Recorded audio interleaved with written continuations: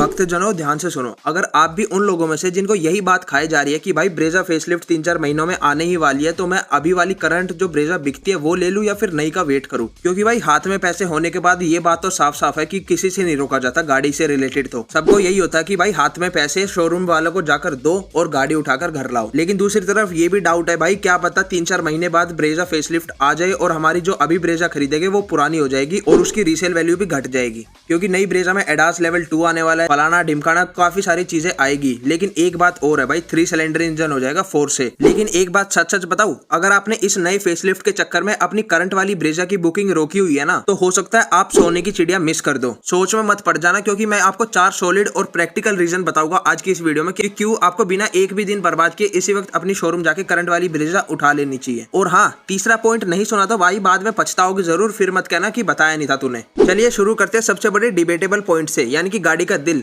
उसका इंजन। अभी जो ब्रेजा मार्केट में दौड़ रही है ना, उसमें मिलता है 1500 सीसी का K15C 4 cylinder naturally aspirated engine, जो कि 105 bhp की पावर प्रोड्यूस करता है। अब जिसको इतनी सारी टेक्निकल बातें समझ में नहीं आई उसे बता दूं, 4 सिलेंडर का मतलब होता है भाई स्मूथनेस। गाड़ी स्टार्ट भी हो जाती है, खड़ी भी हो, तो आपको पता भी नहीं चलेगा कि बंद है या चालू, बिल्कुल शांत, सुशील और टिकाऊ। अब सुनो अंदर की खबर। जो 2026 फेसलिफ्ट टेस्ट हो रहा है ना भाई रोडों पर, लीक रिपोर्ट के मुताबिक मारुति वहां टैक्स बचाने के चक्कर में 3 सिलेंडर इंजन लाने की तैयारी में है। जैसे नई स्विफ्ट में Z सीरीज इंजन आया था 3 सिलेंडर हो गए, लेकिन ब्रेजा में 1 लीटर का बूस्टर जेट वाला आएगा। पर भाई है तो वो भी 3 सिलेंडर ही। अब कंपनी चाहे जितना भी बोल ले कि वाइब्रेशन कम है, बिल्कुल भी आपको पता भी नहीं चलेगा। पर सच बात तो ये है भाई, 3 सिलेंडर तो 3 सिलेंडर ही होता है। जब गाड़ी थोड़ी पुरानी होगी ना, तो कैबिन में जो खड़खड़ की आवाज वाइब्रेशन आएगी ना, वो आपको रोज सुबह बीमार करेगी। 4 सिलेंडर का जो रिफाइंड मजा और लंबा जीवन है, वो मारुति का ये 1.5 लीटर इंजन ही दे सकता है। ये इंजन हाथी है भाई, हाथी। इसको खरीदना मतलब 15 साल तक सुकून की नींद सोना। और एक और चीज है भाई, ये 1500 सीसी का इंजन CNG में काफी टाइम से आ रहा है, तो ये कॉम्पेटिबल भी है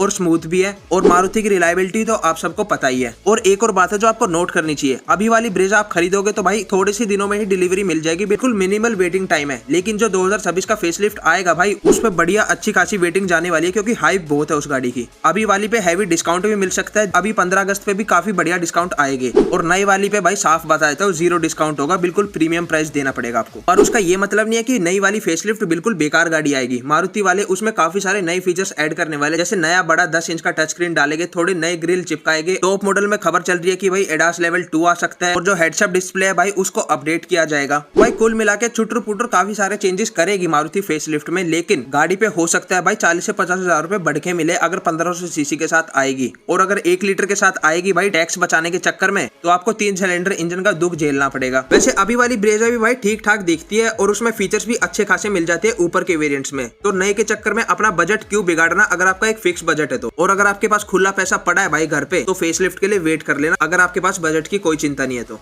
तीसरा पॉइंट जिसके लिए जनता पागल हो रही है वो है एडास। स्पाई शॉट्स में देखा गया नए फेसलिफ्ट में आगे रडार लगा है, यानी कि कैमरा, मतलब एडास आने के पूरे चांसेस है। लेकिन एक सवाल पूछो अपने आप से, क्या इंडियन रोड पर लेवल 2 का एडास किसी काम का है? भाई इंडिया में अंदर के रोड तो छोड़ दो, शहर के हाईवे पर गाय वगैरह आ जाती है आगे। तो अब आप बताओ एडास के अपनी माँ, तो अब आप खुद बताओ, अपने दिल पर हाथ रखे, एडास के अपनी इसी तीसी करवा लेगा जब सामने एक ही दम कुछ आ जाएगा तो? सोच के देखो, आप जैसे हाईवे पर गाड़ी को 80-100 पे सेट करोगे और आगे से एक भाई साहब बिना इंडिकेटर दिए अपनी एक्टिवा घुसा देंगे बीच लेन में, एडास मारेगा जोर से ब्रेक, और पीछे से जो डंपर आ रहा है ना, वो सीधा आपकी नई नवेली गाड़ी की डिग्गी में घुसेगा। भाई इंडिया में कितने ही एक्सप्रेसवे बना लो, कितने ही हाईवे तगड़े बना लो, लेकिन हमारे यहाँ के लोग है ना भाई, ये भी तो तगड़े पड़े हैं। हमारे यहाँ पे लेन मार्किंग से ज्यादा तो सड़क पर गड्ढे हो गए, और वहाँ एडास सुबह से शाम तक सिर्फ TTPP करता रहेगा, यानी कि अपने सेंसर बजाता रहेगा और कुछ नहीं। करंट वाली ब्रेजा में भी आपको बढ़िया फीचर्स दिए थे भाई मारुति ने। 6 एयरबैग स्टैंडर्ड आते हैं LXI वेरिएंट से, ESC हिल होल्ड असिस्ट और एक बेहतरीन 360 डिग्री कैमरा। साथ में पुरानी ग्लोबल NCAP की 4 स्टार सेफ्टी रेटिंग का भरोसा तो है ही।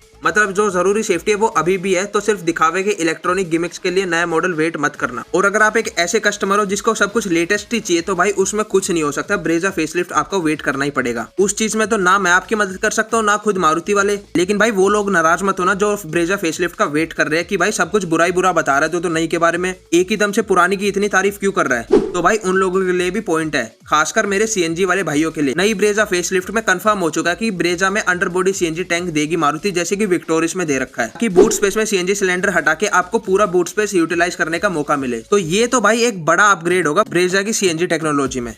और अगर मैं अपनी तरफ से सही बताऊं ना, तो मेरे को बस यही सबसे बढ़िया पॉइंट लगा ब्रेजा फेसलिफ्ट का।